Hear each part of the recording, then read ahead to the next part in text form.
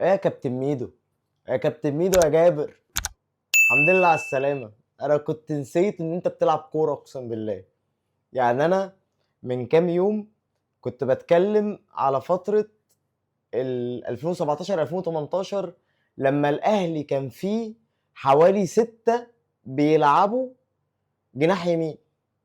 كان عندنا كابتن وليد سليمان، طبعا ربنا يمسيه بالخير، وعمرو بركات ولا عمر بركات، وكان عندنا جيرالدو، وكان عندنا احمد الشيخ، وكان عندنا حمودي، تقريبا كان اسمه محمودي او محمودي، حمودي تقريبا، وحمودي، وميدو جابر. انا افتكرت الاسامي كلها وما افتكرتش ميدو جابر، لان ميدو جابر يعني لا عمل حاجه وهو في الاهلي، ولا عمل حاجه في الفرق اللي راحها بعد كده.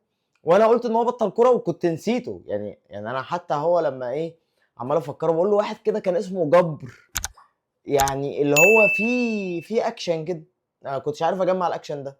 كابتن ميدو جابر يخرج عن صمته ويصوب قذيفة الهدف الثالث في الدقيقة 60 في مباراة مصر وتونس الودية. يعني كورة كده من بتوع ميسي باحتفال كريستيانو، حاجة اشي خيالي يا ناس. مصر امبارح لعبت مع تونس المباراة الودية التانية. الودية الأولى انتهت بفوز منتخب مصر بهدف قفشة بنتيجة 1-0، والودية التانية انتهت بنتيجة 3-0. يحيى زكريا الباك الشمال بتصويبة مش طبيعية في الدقيقة 5. وعلى فكرة يا جماعة، يحيى زكريا باك شمال كويس، ركزوا في الحتة دي. يحيى زكريا باك شمال كويس. وبعد كده في الدقيقة 20 مصطفى سعد ميسي بيخطف كورة ويجيب الجون التاني، لحد بقى ما الفنان الأستاذ ميدو جابر بيجيب الهدف الثالث في الدقيقة 67. ميدو جابر، الحمد لله على السلامة. الحمد لله على السلامة، وحشتنا أقسم بالله. أنا مشكلتي مش مع ميدو جابر، أنا مشكلتي مع اللعيبة المصرية عموما. طالما أنت عندك، وطالما أنت قادر تدي، وطالما أنت قادر تعمل حاجة، لما بتوصل للتوب ليفل إن أنت تبقى بتلعب في نادي زي النادي الأهلي، أدائك ده بيروح فين؟ ليه بياخدكم السهر والخروج وإن أنتوا تعملوا كل حاجة تبعدك عن الكورة؟ مشكلتي مع صالح جمعة، مشكلتي مع احمد الشيخ، مشكلتي مع حمودي، مشكلتي مع عمر بركات، مع اسلام محارب، مشكلتي مع هشام محمد، مشكلتي مع عفروتو، مشكلتي مع عمرو زكي، مشكلتي مع لعيبه كتير قوي مصريين عندهم الموهبه، وفجاه بيقرر ان هو يرمي كل حاجه ويستمتع في عز ما هو بيلعب في التوب ليفل. مشكلتي مع محمد زيدان، اللي في رأيي وفي وجهة نظري قد محمد صلاح 15 مرة، لكن فين محمد زيدان وفين محمد صلاح؟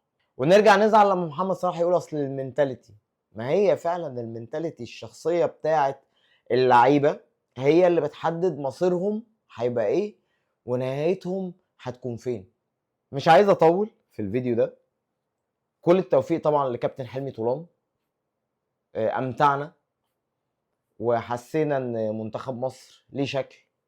المباراة ودية، ما عليهوش الضغوطات اللي على كابتن حسام حسن، حاجات كتير، ان احنا بنجرب. بس اللعيبة بتطلع حاجة، يعني اللعيبة بتقول حاجة. يعني قفشة طلع مازال حتى الآن بيعرف يطلع اسيستات وبيعرف يعمل اسيستات. حسين الشحات منفجر، يعني حسين الشحات رغم ان هو ما جابش اهداف الماتش اللي فات لكن منفجر. محمد النني ظابط خط الوسط. وخلينا نقول ان كابتن طارق يحيى عينه حلوه، عينه حلوه وفاهم كوره. كابتن حلمي طولان، انا من ساعتها عمال اقول طارق يحيى طارق يحيى طارق يحيى. الله يمسيه بالخير هو كمان، اصل كنت لسه بتفرج على فيديو كان طالع فيه كابتن طارق.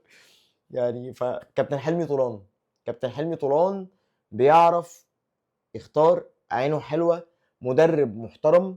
مش بنقلل من كابتن حسام حسن، والظروف مختلفة تماما. اللي منتخب مصر بيلعب فيها تصفيات كاس العالم قدام بوركينا فاسو، والماتش اللي فات قدام اثيوبيا. لكن بقول يا جماعة،